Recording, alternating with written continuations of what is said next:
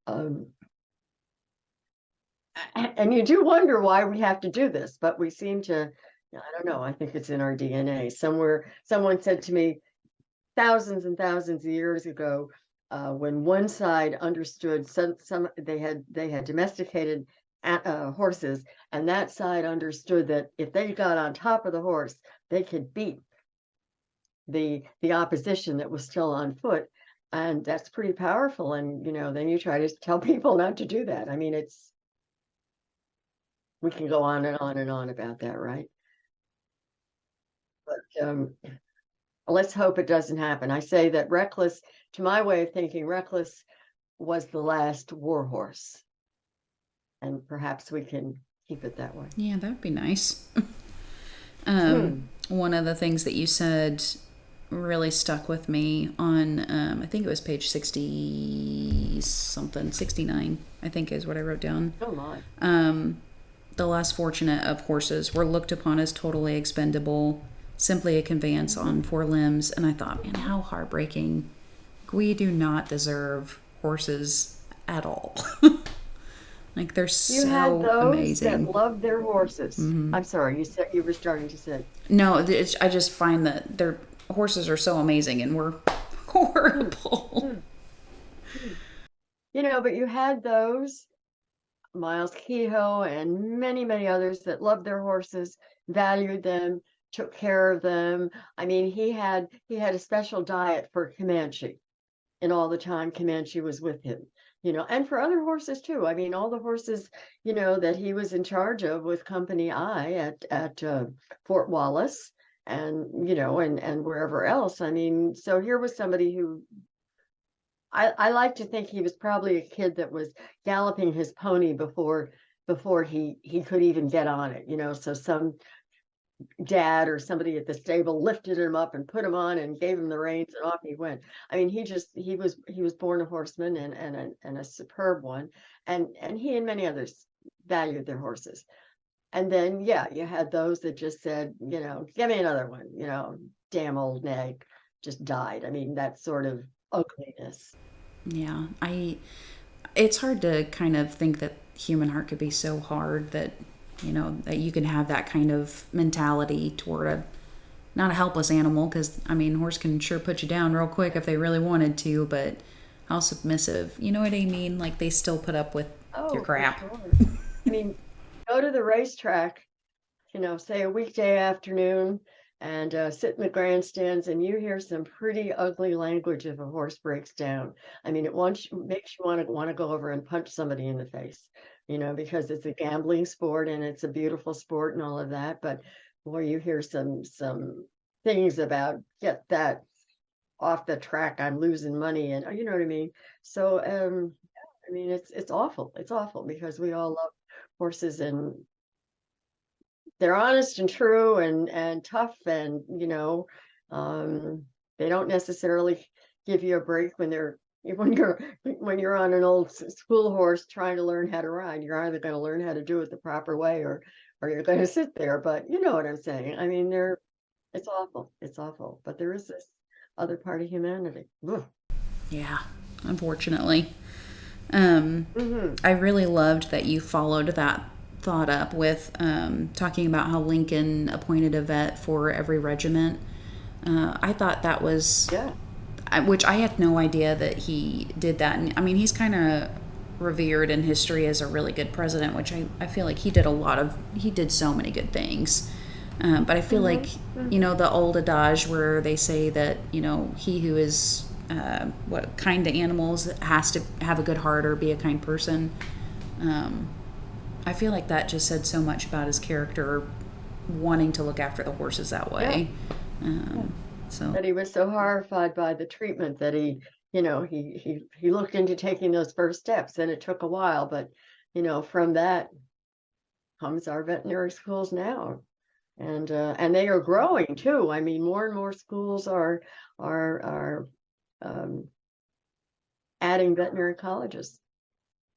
yeah, I wonder too. Did that kind of spurn more veterinary colleges at that time? You know what I mean? Sure. Does that Sure question it make did. sense?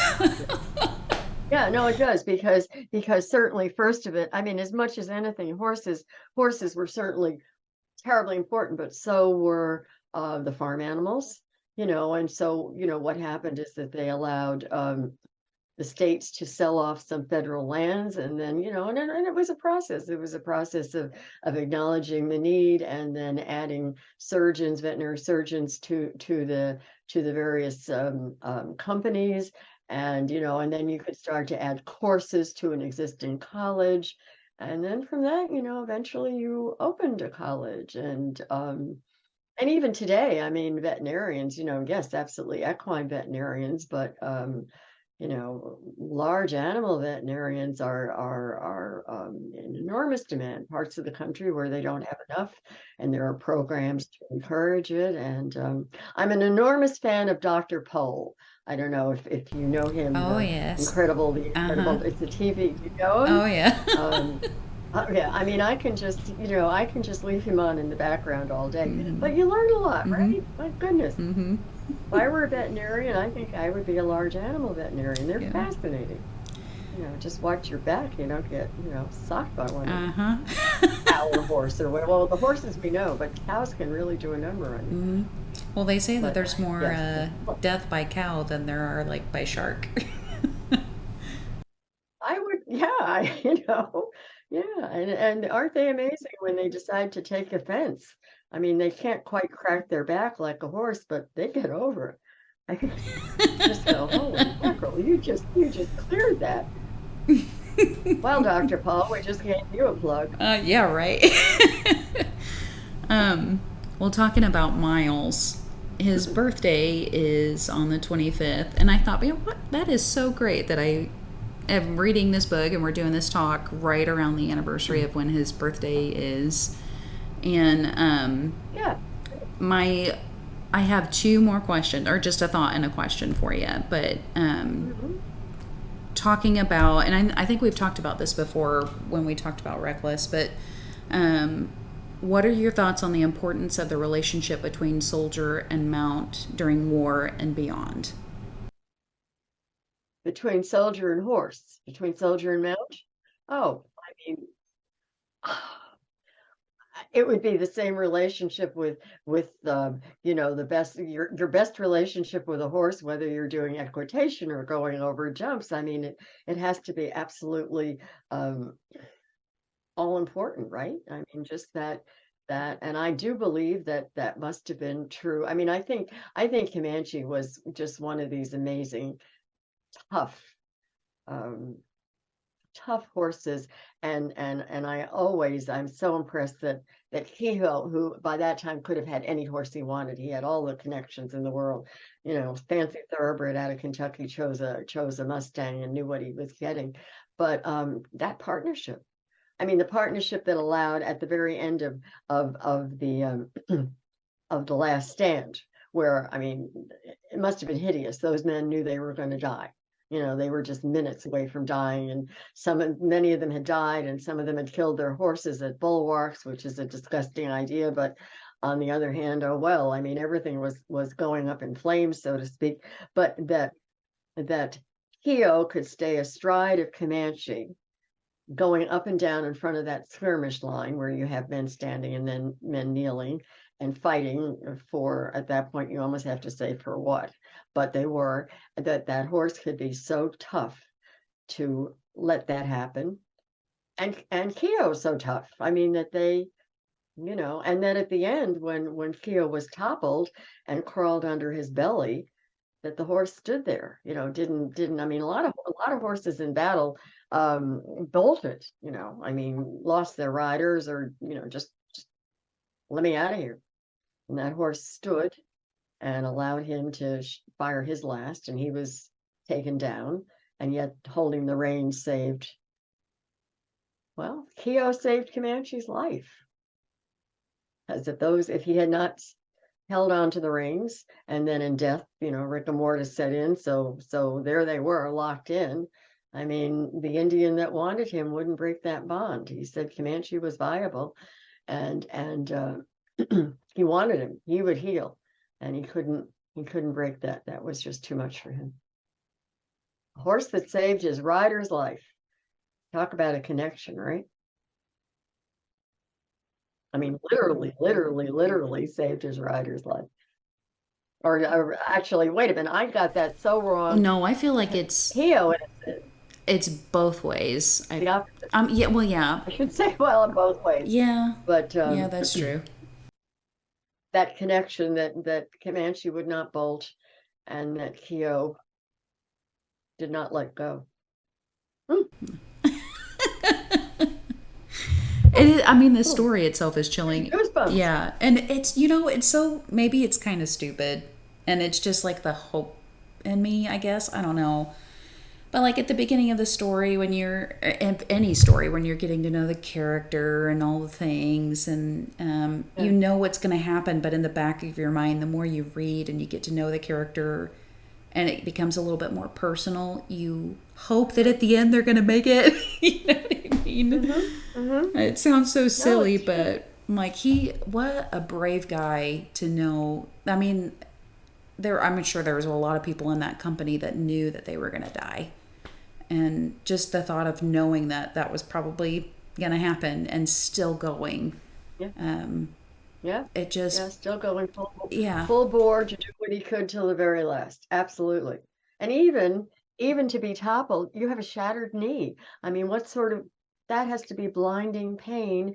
And yet, even at that moment, to crawl under your horse and fire through his front legs. Ooh, I mean, the two of them were a match. Toughness and resolution, and I mean, we don't know what resolve is within the horse's head, but that whatever kept them both going. And then what I love is that Comanche went on to fame, as the second commanding officer of the 7th Cavalry, and the indulged and adored horse Comanche.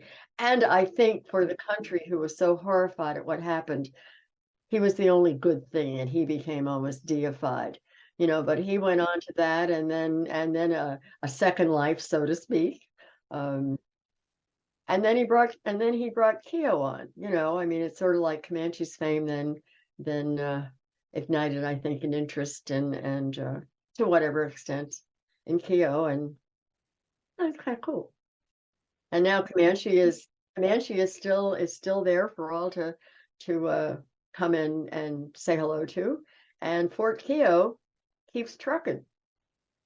It's a research center. I mean, it went from fort to remount station for World War I, going back to the horses, and then was taken over by the Department of Agriculture, and still exists and works with local beef cattle and indigenous animals and crop rotation and water delivery and all the things in that part of the country. And so that's kind of cool. Everybody just keeps going, right? Yeah. Yeah. Okay. So my last question, and maybe, I don't know, you might find this funny, you may not, I don't know. But Try me. How much does it drive you nuts when someone says Calvary instead of cavalry?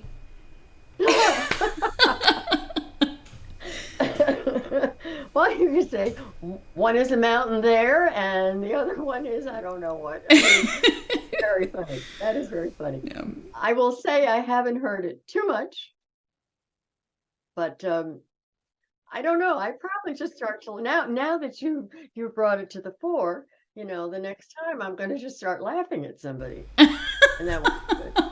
Then I'm going to have to say, "Oh, sorry, forget that I'm laughing at you." Oh dear. Yeah. You're incorrect. Let me correct you. Or at least not what we're talking about at the moment. I mean, I don't know what you were talking about before, but this isn't the same. Yes, right.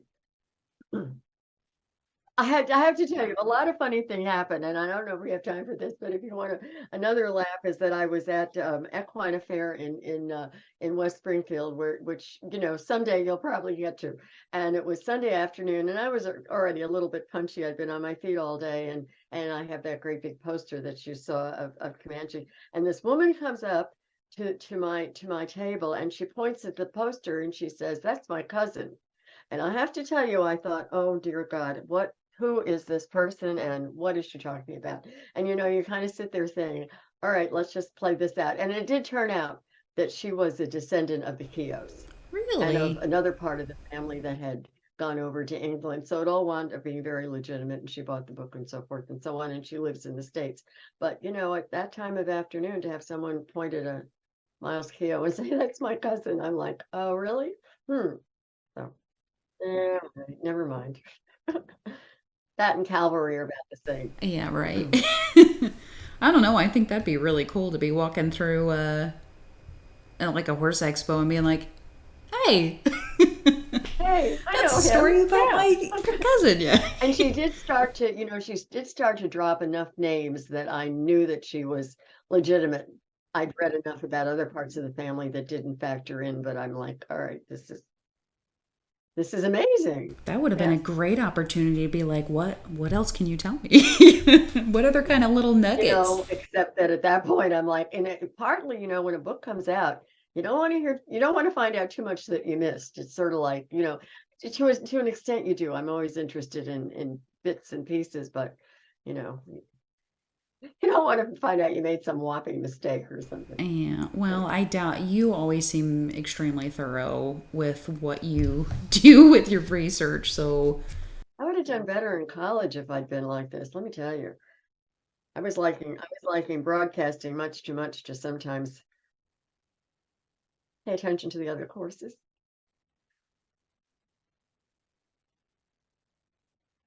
I know. We all have our backstories, right?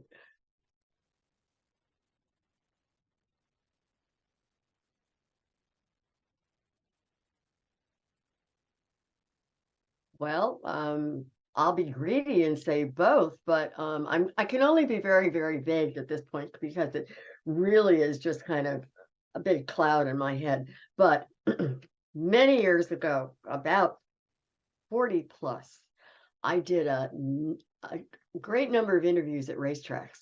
I mean, over about 150. And I interviewed people from the bottom to the top and the top to the bottom. I mean, heads of Naira, heads of Santa Anita, the hot walker, the guy that drives the horse ambulance. So, I mean, a real mix of owners, jockeys, trainers, the gal that made the silks and someone that made the boots and all just a whole mess of things. Um, and it was going to be a project at the time which just never happened, and these tapes have been in the basement, and I knew they were there, and part of me wanted to do it and part of me was like, oh my God, this is almost too much, but I have now decided, and I to me it's a snapshot in time of racing. I interviewed in the Northeast, New York, New Jersey, West Virginia, out on the coast, Santa Anita, Del Mar, so forth. And I'm not sure what I'm going to do, but I know that I've got some just stuff I remember of some just wonderful interviews with names that I think are still very, very much remembered. And so that's it. I mean, it's voices, it's a snapshot in time. It's not a then and now. I somehow want to create just a picture of racing at a time to me which was almost a turnover time. We were just starting to see money coming in from overseas, and now it's huge. We really weren't shipping many horses overseas. Now they're going overseas every week. Um, so I don't know. That's kind of it. It is very vague because at this point I'm just kind of going, okay. you know. So yes, ask me again in a few months. Maybe we can be a little bit more coherent. Okay. So, can But we I am look excited about it. yeah, Hmm? can we look forward to doing this again? Yes, absolutely. Anytime you want me to. I mean, this was kind of fun today. It was pretty free form, but I think we had a good time. I hope your audience likes it. Oh, I'm sure they You may have will. a bit of editing to do, but never mind. Turn that over to your husband. Are you kidding? But thank you. He does so I much other stuff for me, but yeah. I know he did, and that's wonderful. And hey, it's for both of you. for both of you. But thank you for letting me do this. I mean, and Reckless before. It's greatly appreciated. Selling books is tough. Yeah. So I'm Yeah. I can only imagine. It's like being a starving artist. well, something like that. Sorry for that cough. But I do tell people that because sometimes I'm a little bit, people will, oh, you're the author, oh, you're the author, and I'm like, calm down, I'm a writer, and I probably make about 4 cents an hour, thanks a lot. So and I do say to people, enjoy the book and thank me for that, but stop with this. Oh, I, please, I don't you know. know. You should live it up a little bit, you know. Well, I love the attention to the books. I love the compliments, that people say, great book, bought it last year, whatever. I mean, when I'm at these expos, oh yeah, absolutely, you know, absolutely. Hope it works again. Yeah, you're gonna have to use. I don't know who did the art for your books, but the art is what drew me in because I'd heard of Reckless, I'd never heard of Comanche, ever. Yeah. Okay. But the art was just like that is really cool looking. Oh, I'm gonna buy Well, this. You I know will what I pass mean? that back to I think so. And I have to tell you, the artist is Dominic Bosco, and he lives here in Chester. And I knew him, and he did not do Reckless, but we've been, we're neighbors, but you can go 9 months and never see him. Um, and I called up and I said, I have another book, and here's what I'm going to tell you about it. They're both going to be on the table. They're both about horses. They're going to be on the table together. So there's going to be competition. They have to be different colors. And I see Comanche as the reds and the sunset orange and so forth and so on, because Reckless is blue, obviously. And that's pretty much what I said to him. Um, and the cover that we have is essentially his first take. We did lots of tweaking. We took shadows out of things. We added shadows, but basically that first one, and he kept saying, I can try more. I said, I like this, and I think he did a wonderful job. So I hope he's willing to try again. I hope so too. Well, I'm really excited. I hope you like hurry up and get your next book done so I can read it. I'm gonna try. I'm gonna try. I'm sewing and I'm writing and I'm transcribing. But you know what? Mm-hmm. Keeps life interesting. Yeah. You can see Janet's book featured in our winter 2022 issue, which you can find at onthebitmagazine.com. And if you'd like to get your hands on a copy of Comanche, you can find the link to purchase down below. If you have a book in mind that you'd like to see featured in future issues of the magazine, or that you'd like for us to have an author discussion on, feel free to leave the title in the comments below and we will be sure to check that one out. Thanks for watching.